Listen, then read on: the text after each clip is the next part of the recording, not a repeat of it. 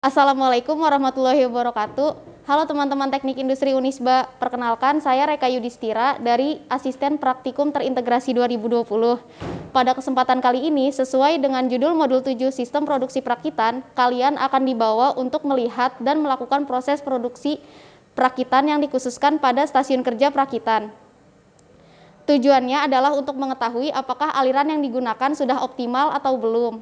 Sedikit penjelasan mengenai modul 7, di sini kalian akan mempelajari tentang line balancing. Menurut Gasper pada tahun 2001, line balancing merupakan metode yang bisa digunakan untuk menyeimbangkan penugasan pada elemen-elemen tugas dari assembly line menuju workstation. Tujuannya adalah untuk meminimumkan workstation dan meminimumkan idle time. Di sini lintasan perakitan menggunakan dua aliran, yaitu aliran line dan aliran Y. Aliran line merupakan aliran di mana komponen yang dirakit mengalir dalam satu lintasan, sedangkan aliran Y adalah aliran yang memiliki dua percabangan. Singkatnya, aliran line dimulai dari gudang bahan baku menuju perakitan 1, menuju perakitan 2, lalu perakitan 3, dan terakhir gudang barang jadi.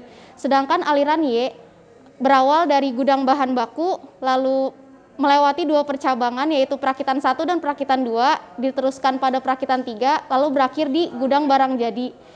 Untuk lebih jelasnya akan dijelaskan pada implementasi sistem produksi perakitan berikut ini. Yang pertama ditunjukkan adalah aliran line. Di sini terlihat stasiun gudang bahan baku yang memiliki 3 operator. Masing-masing operator menyiapkan komponen yang berbeda untuk diantarkan ke stasiun kerja perakitan. Operator 1 menyiapkan komponen untuk produk MTT, yaitu kabin MTT, pasak 1, landasan depan. Sedangkan untuk produk MTK, yaitu kabin MTK, pasak 1, pasak 2, landasan depan, pembatas. Bahan yang disiapkan operator 1 dikirim oleh kurir ke stasiun kerja perakitan 1. Operator 2 menyiapkan komponen untuk produk MTT, yaitu landasan belakang, tangki, tutup tangki, pasak 1. Sedangkan untuk produk MTK, yaitu landasan belakang, box, pasak 1. Bahan yang disiapkan operator 2 dikirim oleh kurir ke stasiun kerja perakitan 2. Operator 3 menyiapkan komponen untuk kedua produk, roda dan as roda. Bahan yang disiapkan operator 3 dikirim oleh kurir ke stasiun kerja perakitan. Pada gudang bahan baku, produk yang disiapkan berurutan yaitu MTT. Setelah semua komponen diantarkan, operator GBB menyiapkan komponen produk MTK dan seterusnya dilakukan secara berulang. Di perakitan 1 dilakukan proses perakitan untuk produk MTT dan MTK. Di sini komponen yang telah diantarkan kurir ke stasiun kerja perakitan 1 adalah komponen MTT. Perakitan dilakukan sesuai SOP, yaitu landasan depan dirakit dengan pasak 1, kemudian dirakit dengan pasak 2 dan merakit kabin. Setelah itu hasil rakitan diantarkan ke perakitan 2 menggunakan konveyor.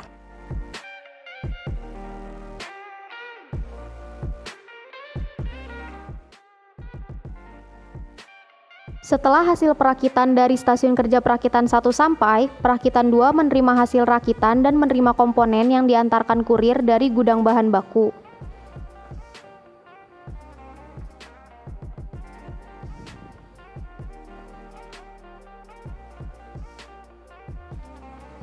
Di perakitan 2 melakukan proses yaitu landasan belakang dengan pasak 1, kemudian merakit tangki MTT, setelah itu merakit pasak 1, selanjutnya merakit tutup tangki. Hasil rakitan di perakitan 2 dikirim ke stasiun kerja perakitan 3 menggunakan konveyor.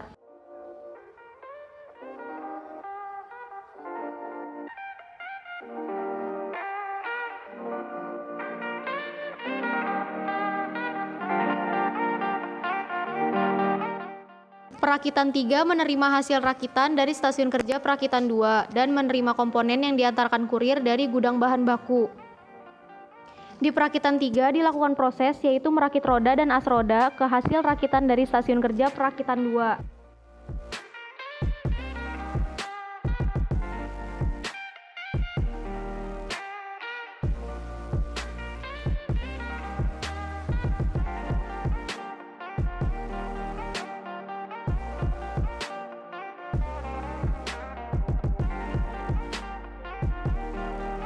Setelah semua proses perakitan selesai, hasil rakitan dikirim ke gudang barang jadi. Gudang barang jadi menerima hasil rakitan dari stasiun kerja perakitan 3. Gudang barang jadi melakukan pemeriksaan akhir yaitu mengisi check sheet atribut untuk mengelompokkan kecacatan dari hasil produk yang telah dibuat.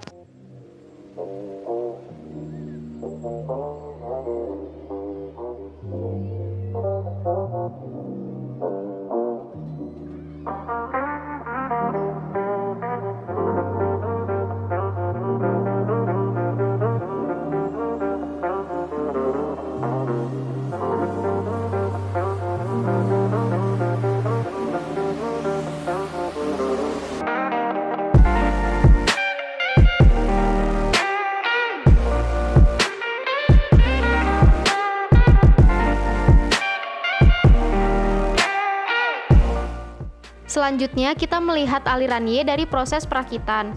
Pada gudang bahan baku, operator 1 dan operator 2 menyiapkan komponen yang akan diantarkan secara bersamaan ke stasiun kerja perakitan 1 dan stasiun kerja perakitan 2.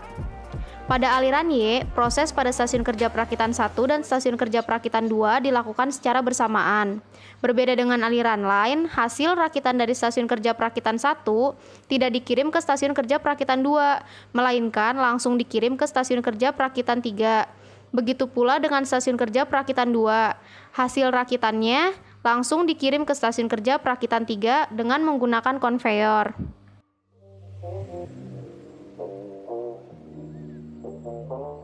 Di aliran lain, proses penggabungan bagian depan dan bagian belakang produk dilakukan di stasiun kerja perakitan 2. Sedangkan pada aliran Y, proses tersebut dilakukan di stasiun kerja perakitan 3.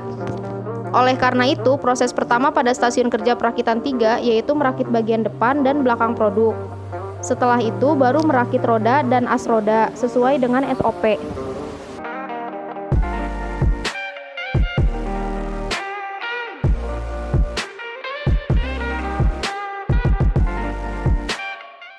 Setelah proses di stasiun kerja perakitan 3 selesai, hasil rakitan dikirim ke GBJ. GBJ melakukan pemeriksaan akhir yaitu mengisi check sheet atribut untuk mengelompokkan kecacatan dari hasil produk yang telah dibuat seperti pada aliran lain.